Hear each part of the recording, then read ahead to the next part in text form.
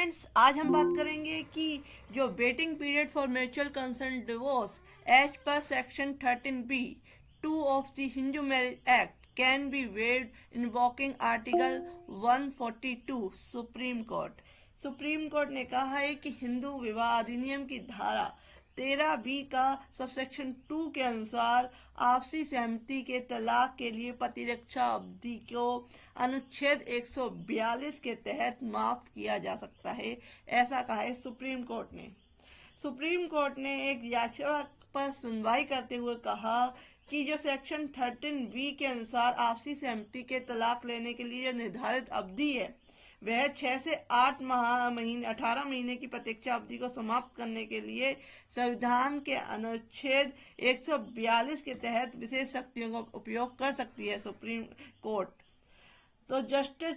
Sanjay Kishan Kaushal, justice Sanjeev Khanna, justice SS ओका,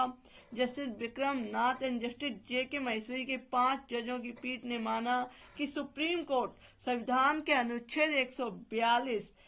के तहत पार्टियों के बीच समझौता और हिंदू विवाह अधिनियम के सेक्शन 13B के तहत निर्धारित अवधि और प्रक्रिया के साथ आपसी सहमति से तलाक की डिक्री के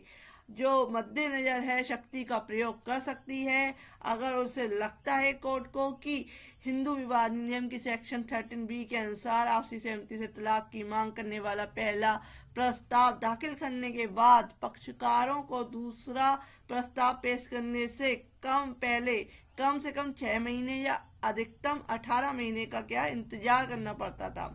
यह कूलिंग ऑफ पीरियड विधायिका द्वारा अनिवार्य है ताकि पार्टियों को आत्मनिरीक्षण करने और निर्णय पर फिर से विचार करने का अवसर मिल सके। हालांकि प्रतीक्षा अवधि के लिए यह अधिदेश कुछ मामलों में कठिनाइयों का कारण बनता पाया गया है। 2017 में अमरदीप सिंह बनाम हरवीन कौर के मामले में अदालत को 2 न्यायाधीशों की पीठ ने कहा कि HMA की धारा 13B(2) के तहत निर्धारित 6 महीने की प्रतीक्षा अवधि अनिवार्य नहीं है और इसे पारिवारिक न्यायालय असाधारण परिस्थितियों में माफ किया जा सकता है। सुप्रीम कोर्ट ने भी कुछ मामलों में जो उसके समक्ष आए थे प्रतीक्षा अवधि को खत्म करने के लिए अनुच्छेद 142 के तहत शक्तियों का प्रयोग किया। यह कुछ अपीलों स्थानांतरण याचिकाओं में किया गया था जो सुप्रीम कोर्ट के समक्ष आई थी, जिसमें पार्टियों ने कार्रवाई में लंबित रहने के दौरान आपसी समझौता किया था और 2015 में 3 न्यायाधीशों की पीठ ने इस मुद्दे को संविधान पीठ को संदर्भित किया था और कहा था कि क्या अनुच्छेद 142 के तहत शक्तियों को वैधानिक आवश्यकता से दूर करने के लिए लागू किया जा सकता है। इस संदर्भ में जवाब देते हुए संविधान पीठ ने माना कि अनुच्छेद 142 के तहत पूर्ण न्याय करने की शक्ति को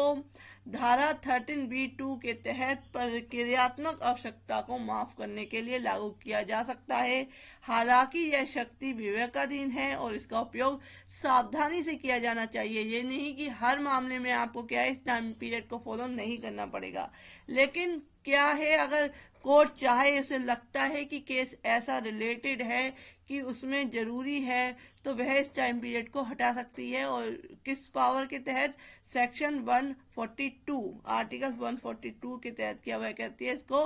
हटा सकती है और तुरंत ही तलाक दे सकती है।